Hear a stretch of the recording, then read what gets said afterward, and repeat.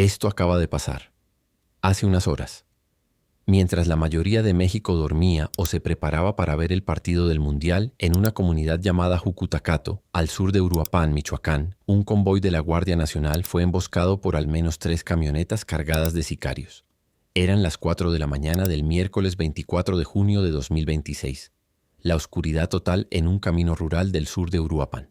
Los elementos de la Guardia Nacional realizaban recorridos de vigilancia por la zona, como los hacen cada noche, cada madrugada, cada turno, en una región donde patrullar no es un trámite sino una operación de guerra.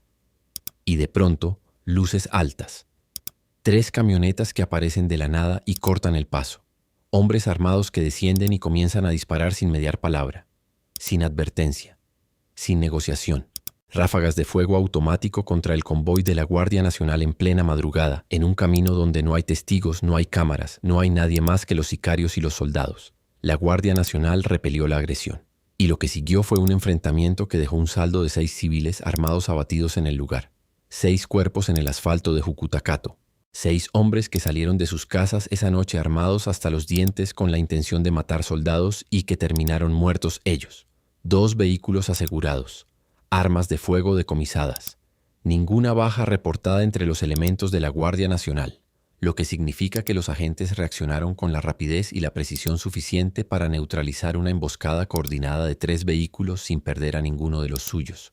Tras el enfrentamiento, se desplegó un operativo interinstitucional con fuerzas federales, ejército mexicano y seguridad estatal para reforzar la zona y peinar los alrededores en busca de más agresores que pudieran haberse dado a la fuga. La Fiscalía General del Estado de Michoacán se presentó para las acciones operativas y el levantamiento de los cuerpos. Los peritos iniciaron el procesamiento de la escena criminal mientras los militares establecían un perímetro de seguridad que se extendía varios kilómetros en todas direcciones. Eso es lo que dice el reporte oficial. Seco, breve, técnico, información en desarrollo, dice Infobae al final de su nota. Pero detrás de esas líneas hay una historia que lleva años escribiéndose con sangre en Uruapan y que hoy sumó un capítulo más. Jucutacato no es un nombre que aparezca seguido en los noticieros nacionales. Es una comunidad pequeña al sur de Uruapan, enclavada en la zona aguacatera de Michoacán, rodeada de huertas que producen el fruto más rentable de México y que también es el motivo de una guerra criminal que no tiene fin. Porque en Michoacán, el aguacate no solo se cultiva, se disputa, se extorsiona, se mata por él. Y quien controla las huertas controla millones de dólares al año en exportaciones, en cobro de piso, en extorsión a productores, en control de las empacadoras y en el acceso a los mercados internacionales. México es el mayor productor y exportador de aguacate del mundo. Y Michoacán produce más del 80% del aguacate mexicano. La zona de Uruapan, Tancítaro, Peribán y Nuevo Parangaricutiro es el corazón de esa industria. Miles de hectáreas de huertas que generan miles de millones de pesos al año en un mercado que tiene como principal destino a Estados Unidos. El Super Bowl, la temporada de guacamole, la demanda global de aguacate orgánico. Todo eso se traduce en camiones que salen de Uruapan cargados de oro verde rumbo a la frontera. Y los cárteles lo saben. Cada huerta es un punto de extorsión. Cada empacadora paga derecho de piso. Cada camión que sale del estado lleva un costo invisible que no aparece en la factura, pero que se cobra con amenazas, con secuestros, con asesinatos.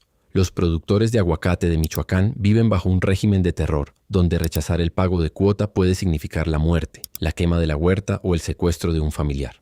Algunos han optado por formar guardias comunitarias para proteger sus tierras. Otros simplemente pagan y callan. Y otros abandonaron sus huertas y se fueron. Jucutacato está en medio de esa zona. Un camino rural rodeado de huertas de aguacate donde a las 4 de la mañana no hay más luz que la de las estrellas y la de los faros de las camionetas que emboscaron a la Guardia Nacional. Un lugar donde el control territorial no se mide en kilómetros cuadrados sino en huertas controladas, en empacadoras sometidas, en caminos donde el crimen decide quién pasa y quién no. Uruapan es el epicentro de esa guerra. Es la segunda ciudad más grande de Michoacán, con más de 350,000 habitantes. Es la capital del aguacate y es una de las ciudades más peligrosas del estado más peligroso de México. Aquí operan simultáneamente el cártel Jalisco Nueva Generación con su líder regional Ramón Álvarez Ayala, alias el R1, y la alianza conocida como Cárteles Unidos, que agrupa a los Viagras, el cártel de Tepalcatepec del abuelo Juan José Farías, la Nueva Familia Michoacana y otros grupos menores. 17 organizaciones criminales operan en Michoacán según el análisis del investigador Víctor Sánchez Valdés. 17. En un solo estado. Para que dimensionen lo que significa eso. 17 organizaciones criminales es más que el número de partidos políticos registrados en México. Es más que el número de secretarías del gobierno estatal. Es un ejército de ejércitos informales disputándose cada calle, cada huerta, cada carretera, cada bodega, cada empacadora de un estado que tiene 113 municipios y que en muchos de ellos el Estado mexicano simplemente no existe. Cárteles Unidos no es un cártel en sentido estricto. Es una coalición inestable, volátil, que se arma y se desarma según las conveniencias del momento. Los Viagras, liderados por Nicolás Sierra Santana, alias El Gordo, son una de las piezas más violentas de esa coalición. Operan en Uruapan y Tancítaro con una brutalidad que ha dejado escenas de horror que circulan en redes sociales y que prefiero no describir aquí. El cártel de Tepalcatepec, fundado por Juan José Farías Álvarez, el abuelo, es el grupo más combativo contra el CJNG y tiene presencia en 27 municipios. Los caballeros templarios, que muchos creían extintos, mantienen células activas. La Nueva Familia Michoacana ha forjado alianzas con el CJNG, con el Cártel del Golfo y con células del Cártel de Sinaloa en distintos momentos, demostrando que en Michoacán las alianzas son tan frágiles como las treguas. Y además de estos grupos principales, hay otros 8 que operan de forma independiente. El Cártel de Sicuirán, liderado por El Migueladas, un ex líder de autodefensas convertido en criminal. Los Tena, dirigidos por un ex líder de los Templarios. El Cártel de la Virgen con sede en Apatzingán. Los Pájaros de la Sierra, escindidos del CJNG. Los Panchitos, también separados de Jalisco. Pueblos Unidos, autodefensas que cruzaron la línea hacia el crimen. Los Revuelta, que operan entre Apatzingán y Aguililla. Y el Cártel de los Reyes, que controla 11 municipios del noroeste bajo el mando de El Huicho.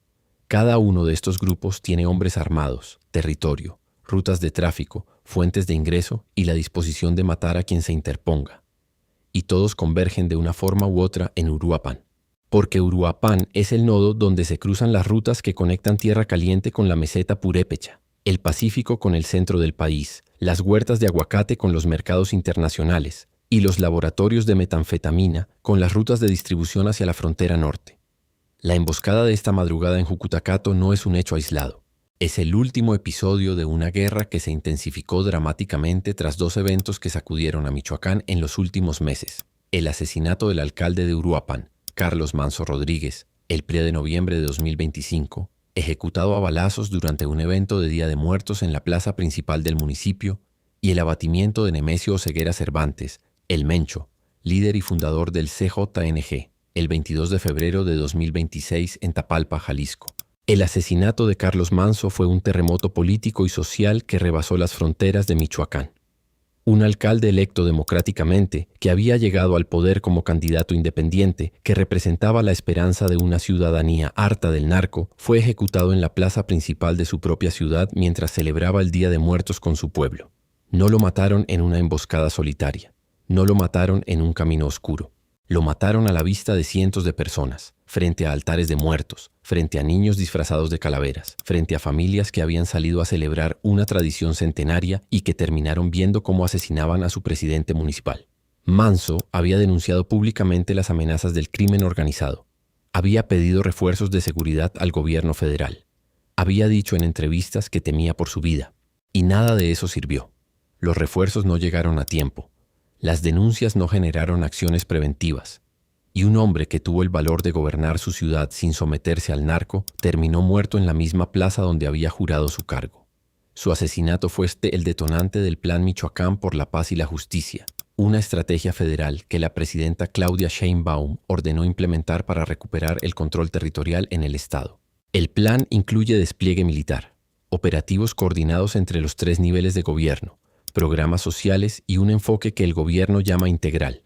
Pero la realidad en el terreno es que los operativos no han logrado detener la violencia. Las emboscadas continúan, los asesinatos continúan, y los sicarios siguen teniendo la capacidad de organizar ataques coordinados contra fuerzas federales a las 4 de la mañana en caminos rurales de Uruapan. La muerte de El Mencho, 4 meses después, generó un vacío de poder en el CJNG que todavía no se resuelve. Oseguera Cervantes había construido durante más de una década la organización criminal más expansiva de México, con presencia confirmada en 32 estados y operaciones en más de 40 países. Su liderazgo era centralizado, autoritario y eficiente. Cada decisión importante pasaba por él. Cada alianza, cada guerra, cada ejecución de alto perfil. Sin él, el CJNG se ha convertido en un gigante sin cabeza. Los líderes regionales como el R1 en Uruapan y Apatzingán, el Barbas en Zitácuaro y Don Chuy en Morelia tienen más libertad para actuar pero menos respaldo central. Las disputas internas por la sucesión han debilitado la cohesión de la organización. Y Cárteles Unidos ha intentado aprovechar el vacío para recuperar territorios que el CJNG les había arrebatado en los últimos años, generando una nueva oleada de enfrentamientos que tiene a Michoacán al borde del colapso. En mayo de 2026, la meseta purépecha vivió días de terror cuando enfrentamientos entre el CJNG y Cárteles Unidos dejaron 2 policías comunales muertos en Nahuatzen y bloqueos con quema de vehículos en Charapán. El Congreso Nacional Indígena denunció que en los últimos 2 años las comunidades indígenas de Michoacán han sufrido decenas de incursiones armadas, ataques con drones y explosivos contra la población civil, instalaciones, autoridades y sus cuerpos de seguridad tradicionales. Es decir, el crimen organizado ya no solo ataca al Estado, ataca a las comunidades indígenas que intentan defenderse por su cuenta ante la ausencia del gobierno. Las comunidades purépechas de la meseta han sido históricamente las más resilientes frente al crimen organizado. Cherán, que en 2011 expulsó a los talamontes y narcotraficantes que devastaban sus bosques y estableció un sistema de autogobierno basado en usos y costumbres, se convirtió en un símbolo de resistencia comunitaria que inspiró a otras localidades. Pero no todas las comunidades tienen la cohesión social ni la fuerza organizativa de Cherán.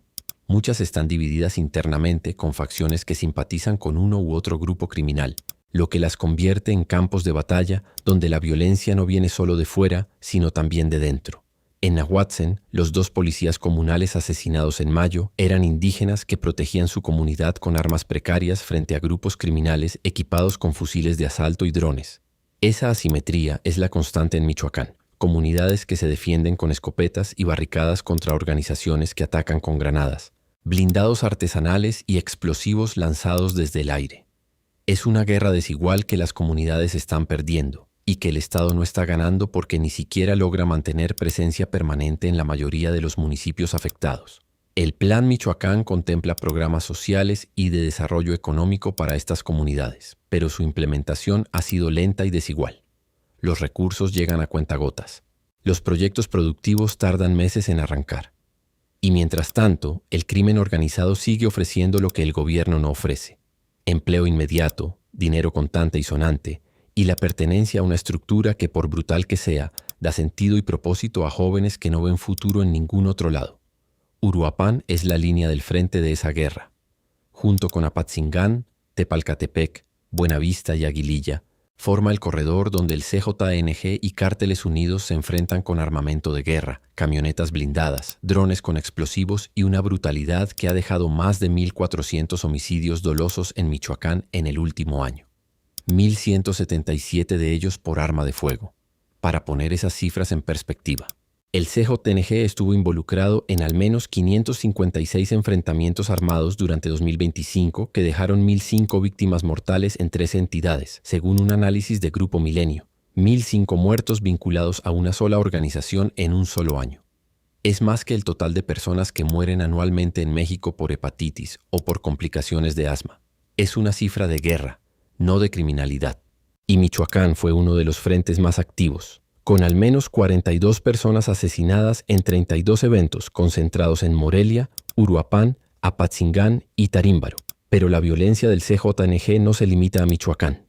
En 2025, Baja California fue el segundo frente más letal, con 165 eventos y 200 víctimas en la disputa contra el cártel de Sinaloa por Tijuana, Tecate y Rosarito. En Guanajuato, la guerra contra el cártel Santa Rosa de Lima y la Nueva Familia Michoacana dejó decenas de muertos. En el Estado de México, 12 eventos enfrentaron al CJNG con la Unión de Tepito. Y en Tabasco, una célula conocida como La Barredora ejecutó 29 eventos con 62 muertos. Una letalidad extrema que encendió todas las alarmas. Todo esto ocurre después de la muerte de El Mencho, es decir, el abatimiento del líder máximo del CJNG no redujo la violencia, la redistribuyó, la fragmentó, la hizo más impredecible y en muchos sentidos más peligrosa. Porque un cártel con un líder fuerte al menos tiene una lógica, tiene una estrategia, tiene límites definidos por quien manda. Pero un cártel sin líder es un animal herido que ataca en todas direcciones. El 78.8% de la población de Michoacán considera que la inseguridad y la delincuencia es el problema más importante del Estado, según la encuesta nacional de victimización. No la economía, no el empleo, no la salud, la inseguridad. Y cuando casi 8 de cada 10 personas te dicen que su principal problema es que pueden matarlas, estamos hablando de un Estado fallido en términos de seguridad. Las emboscadas contra fuerzas federales en Uruapan tienen un historial largo y sangriento que convierte a este municipio en uno de los más peligrosos de México para los uniformados. No exagero.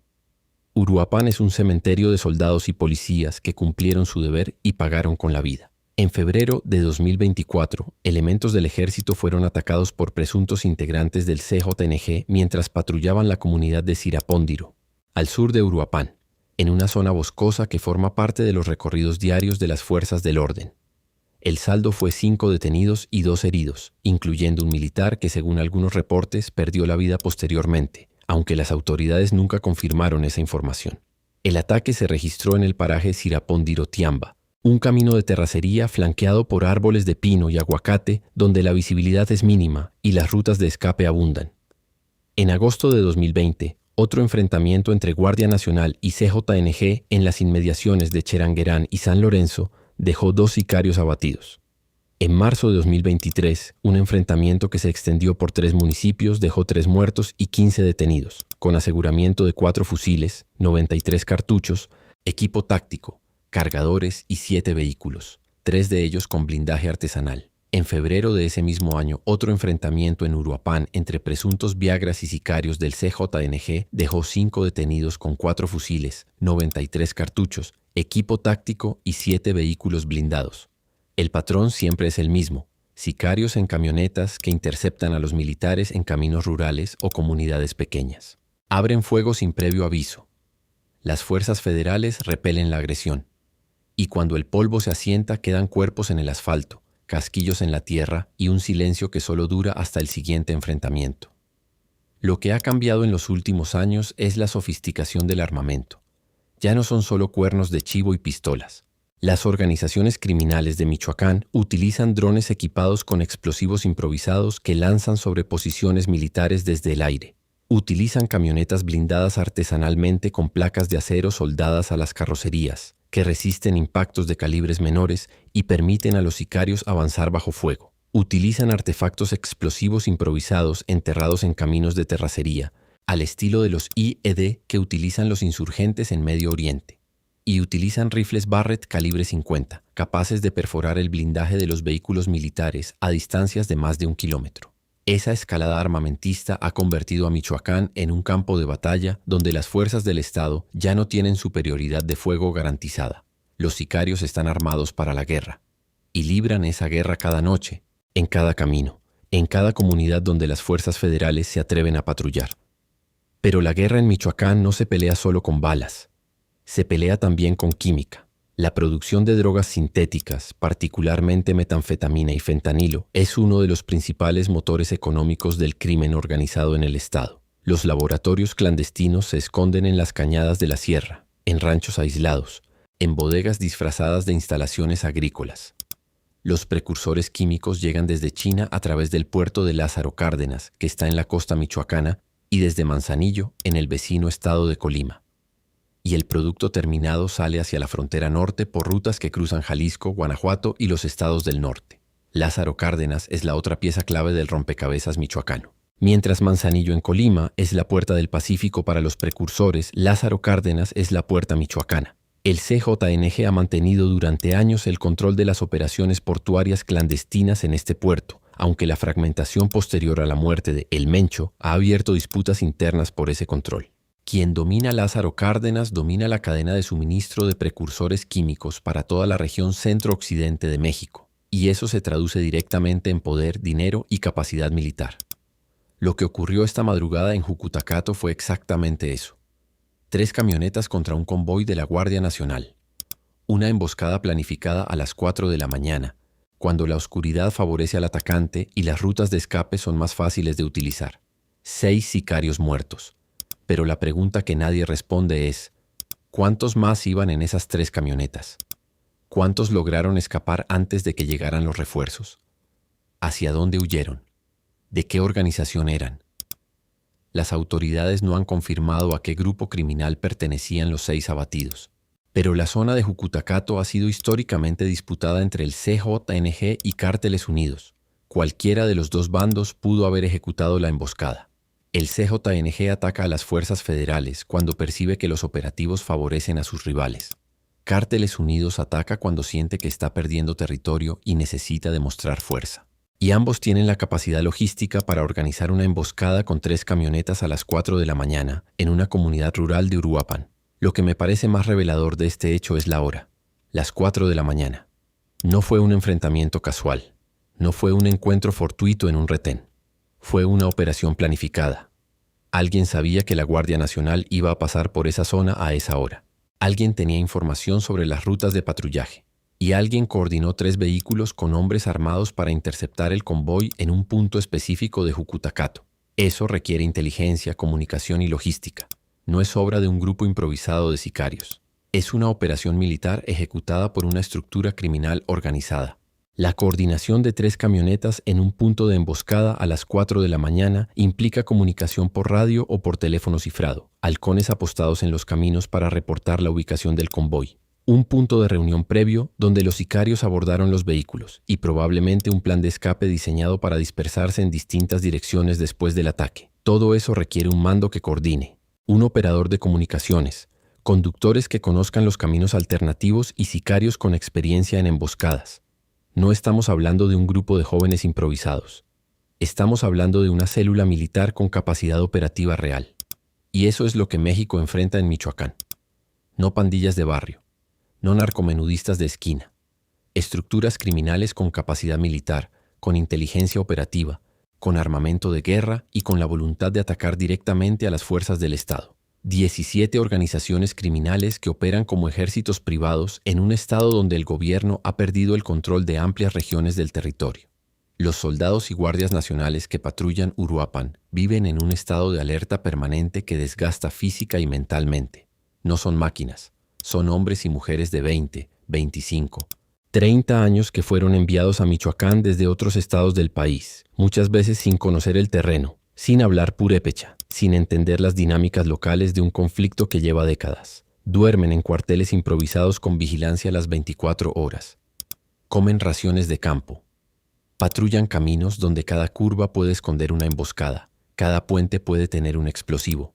Cada camioneta estacionada puede ser una trampa, y cuando bajan la guardia, cuando se detienen a comprar agua en una tienda de pueblo o se sientan a comer algo en un puesto de la carretera, son vulnerables. Lo vimos la semana pasada en Sinaloa, donde un guardia nacional fue asesinado mientras cenaba hamburguesas en un puesto de Aguaruto. El uniforme no protege cuando estás fuera de servicio. La placa no detiene balas. Y el miedo no se quita ni cuando termina el turno. Para la población de Uruapan, la vida transcurre entre el terror y la resignación. Los 350,000 habitantes de esta ciudad se despiertan cada mañana sin saber si ese día habrá bloqueos en las carreteras, si cerrarán las escuelas, si un enfrentamiento va a estallar en su colonia. Los comerciantes abren sus negocios con la certeza de que alguien vendrá a cobrarles la cuota. Los productores de aguacate llevan sus cosechas al mercado sabiendo que un porcentaje de sus ganancias terminará en las arcas del crimen. Y los padres de familia mandan a sus hijos a la escuela rezando para que no haya balazos cerca. El aguacate michoacano que llega a las mesas de Estados Unidos, Canadá, Europa y Japón lleva impregnado un costo que ninguna etiqueta revela. El costo de la sangre, de la extorsión, de la violencia que permite que esa fruta salga de Uruapan y llegue a los supermercados del primer mundo. Cada guacamole que se sirve en un restaurante de Nueva York tiene, en algún punto de su cadena de producción, la huella de una organización criminal que cobró por dejarlo pasar. La pregunta de fondo es si la estrategia actual es suficiente, porque el Plan Michoacán por la Paz y la Justicia lleva más de 7 meses implementándose. Los operativos han sido constantes, las detenciones se han multiplicado, Los decomisos de armas, drogas y vehículos blindados son frecuentes. Pero la violencia no cede. Los enfrentamientos no paran. Las emboscadas contra fuerzas federales siguen ocurriendo con una regularidad que debería alarmar a cualquiera. Michoacán necesita más que operativos militares. Necesita reconstruir las instituciones civiles que el crimen organizado ha destruido. Necesita policías municipales que no estén sometidas al narco. Necesita fiscalías que investiguen y no solo acumulen carpetas. Necesita jueces que condenen y no solo liberen. Necesita un sistema de protección para alcaldes, funcionarios y líderes sociales que se atrevan a enfrentar al crimen. Necesita programas económicos que ofrezcan alternativas reales a los jóvenes que hoy son reclutados como halcones y sicarios porque no tienen otra opción. Nada de eso se construye con soldados en camionetas blindadas. Los soldados contienen la violencia momentáneamente, pero cuando se van, cuando los operativos se levantan, cuando la atención mediática se mueve hacia otro estado, el crimen regresa. Y regresa más fuerte porque cada operativo que no logra desarticular completamente una estructura criminal la vuelve más resiliente, más adaptable, más difícil de combatir la próxima vez. El Plan Michoacán por la Paz y la Justicia sigue vigente. Los operativos continúan. Las detenciones se acumulan. Pero cada madrugada, en algún camino de Uruapan, de Aguililla, de Tepalcatepec o de Apatzingán, una camioneta con sicarios espera en la oscuridad a que pase un convoy militar. Y la pregunta no es si habrá otro enfrentamiento. La pregunta es ¿cuándo? ¿Y cuántos más van a morir antes de que alguien admita que Michoacán necesita algo más que operativos? Necesita que el Estado regrese.